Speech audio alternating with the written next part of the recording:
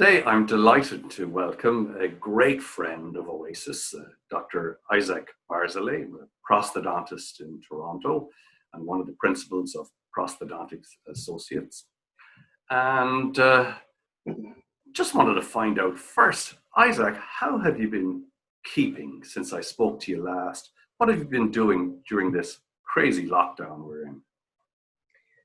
Well, I've been very optimistic, and I keep on telling my friends and my staff, don't worry, we're going back next week, we're going back next week, we're going back next week. And they would all tell me I was crazy, but I kept on saying the same thing. And eventually we did go back, but since the middle of March, I've been in the office, I've been treating emergency patients. We've always had adequate local PPE, and we followed the rules and we did our emergencies. And it's, I'm not going to call it a busy time. We'd see 1 or 2 patients a day, and I would cover some of the other doctors as well. Although, John, I have to admit that my associates, if it was their patients who were having emergencies, they came in. They came in and they treated them. It was wonderful to see this large team effort at PA. It was really good. And I got really excited on Friday last week when we got notification from the college that we could go ahead and get started. They set out the guidelines, and I said, yeah, I can work with this. Let's do it. Let's do it. So it's been a busy time because we've been thinking about what to do and how to do it and what do we need. And I'm probably more tired now than I ever have been because it used a lot more brain power than it used just a regular dental brain to do dentistry. Well, I was on Facebook the other night, and of course I follow you, and what popped in, but this video that you've just made, reach out to your patients. Would you just give us a bit of background on that video, and what did you do, and why did you do it? Well, we've been keeping in touch with our patients on a weekly basis. So initially it would be a letter, a description, maybe a few photographs, and we would send it out to the full patient base of PA, and just to let them know that we're thinking of them and we're around if they have an emergency. They don't have to worry about looking for care because we are here. We were not accepting patients from outside of our practice because we didn't really know them, and I really felt an obligation to my patients to be available. And through that process, as we started collecting a variety of different kinds of PPE products and sanitization products, and as we honed our ideas of what we thought was going to happen, we made an initial video. Now, it's not the one that you saw. Okay. A different video where I took the patients through a walkthrough of the office to show them what we were doing and what they could expect when they come back. And it was interesting because the patients themselves then started calling with either comments or saying, I do have this emergency, I've been holding off, but I really need to see you. I see what you guys have done. I feel comfortable. I want to come in and see you. And it broke the ice with our patients. It really went well. I was very, very pleased. Then some of my colleagues did the same kind of thing. It really seemed to work well. So that was the first video. That's not the one that you saw. Oh, no. And that one, I needed one of my assistants to be my camera person. And, she had to film me. And we did, I think, 1 or 2 takes, and we were done. But after receiving the college guidelines on Friday, I was in the office on Sunday, and I was having a Zoom meeting with all of our associates so we could all be on the same page. And I was letting everybody know what we had and what we were doing and how we were going to do it, open up for discussions, and we came up with some great plans.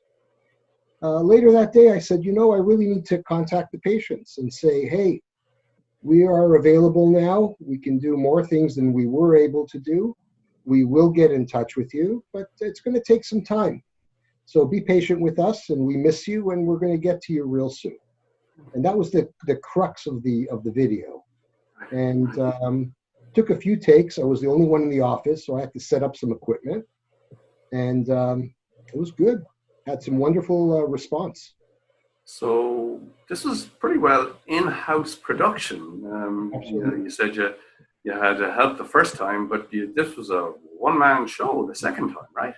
Absolutely. It was basically, this is the camera that I used. This is one that I take with me on trips. I could have used my cell phone if I wanted to. I just find the quality of this video, of this camera with a pop-up selfie screen, really works well. I put it on a tripod. I think I had 3 or 4 takes, Yeah, yeah. and I was done. I was done. Now, I know well that to carry a thing like that off, there's a lot of preparation goes into it. You really have to know the messaging you want to get out. So what were the key points you wanted to make in those videos, and was there differences in that, the story arc you told each time? There were. I think the first video was just to show the patients what would happen when they actually come in and see us. So we showed them how the doors would be open. We showed them the plexiglass, and this is a while back. This is when we Yes. first did all of this. Yeah. We showed them the foggers and the different solutions we're going to be using. We showed them how we've blocked off the waiting room, just so that they're not in for a big surprise when they come and see us. Right. And that's all we did. And we just wanted them to know that, hey, we're thinking of the best ways to do this. Right. The second one took into account what the college said, what we're allowed to do. And that was really to let patients know that, hey, it's okay to come back. We're all set up, we're ready, we're following guidelines, we're even going above guidelines in order to make sure that they're safe and that we're safe. And I find that writing a letter to a patient is not often enough. It's not often good enough. Writing some video script and dealing with a video where they see you, it's totally different. I mean, my mother even called me and she goes, I can't believe you did that. I go, well, at least you got to see me, because I don't get to see her very often right now. And if I was just trying to, mentally work out, the 2 different videos there, I could imagine why you would need the assistance for the first one, because you probably did a guided tour. Correct. But what I noticed about the second one, and I know that there was comments about this on Facebook, was that you had a very calm tone. It's Uncle Isaac sort of thing. It was very nicely done. So there's a whole trick there to getting the tone right as well as the words and how you look. Okay, so. Well, I appreciate that, John. That's why I haven't really shaved the beard. It gives me a bit of a Santa Claus look. And we are doing our N95 fittings on Friday, so it's going to have to come off for that. Yes. But other than that, I sort of kept this kind of look. I mean, we've all had issues with going to barbers and stuff like that. And Right. I mean, John, you've known me for a long time. I don't get excited about a lot of things. No. I'm a fairly calm kind of person, and I wanted our patients to understand that, even the patients that see the other associates. I mean, they may not know me, but they Right. know of me. And Yeah. it was about staying calm and that we're in a good place and we're going to make things happen. Now, based on the experiences of just those 2 videos and how you did them and the feedback you've got, talk to me. Now, imagine for a second that I've never made a video in my life, and I'm camera shy and all of that. What are some of the key things that I should have in mind? Can I do it myself? Is really the first thing. Well, I really think you can. The equipment is very simple. It really is. If you have a light source, that's fine, but you don't have to have it. You were mentioning to me that sometimes people will use just a white screen off of their computer screens to light up their face. So you need something just to light up your face so you can be seen. You need a camera of some description, and I really think you should use a tripod. Doing it in selfie mode, sure, but that's like being on vacation. It shakes, it moves, the sound comes in and out. stabilize the camera, have it in front of you, do a few dry runs, Yes. and then honestly, John, whatever comes out of your mouth comes out of your mouth, and it's heartfelt, and people know that it's real. And maybe some people take a swipe at the word authenticity, but people appreciate and warm to real warmth. Absolutely, yeah, absolutely. And I think we need to give that to people today. There's so much uncertainty. We need to give them the feeling of, as you say, authenticity. We need to give them the feeling of warmth, and we need to give them the feeling of they're part of the family and we miss them and we want them back, and let's move on. Now, I know that in the next few months, well, I'm hoping in the next few months that you're going to be doing a lot more prosto and the teaching that you're known for through PACE and all of that. Will you keep going with the idea of video outreach to your patients as part of that, the gamut of communications tools that you employ?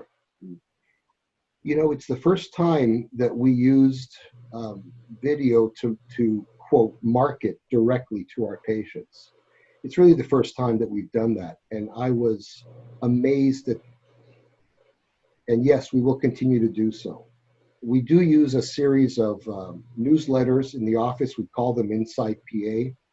That goes to our full patient base, and that works out well. But it's a very static device, and having something with motion in it completely changes the equation. It totally changes it. And yes, we're going to continue doing it. It really is effective. Doesn't take very long to do, and it works. And just for the Oasis post that we put together afterwards, would you give us the links to both of your videos so that colleagues can see what you did and have a go? Well, I mean, we house all of our videos like this on our YouTube station. So if you just go to YouTube and look for Prosthodontic Associates, you'll find a whole bunch more different versions of different things. So that's where we like to house them.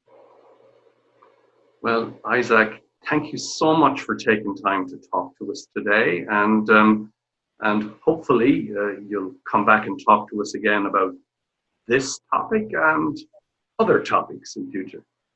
John, it's always a pleasure working with you. Always a pleasure. Thank you. Ditto.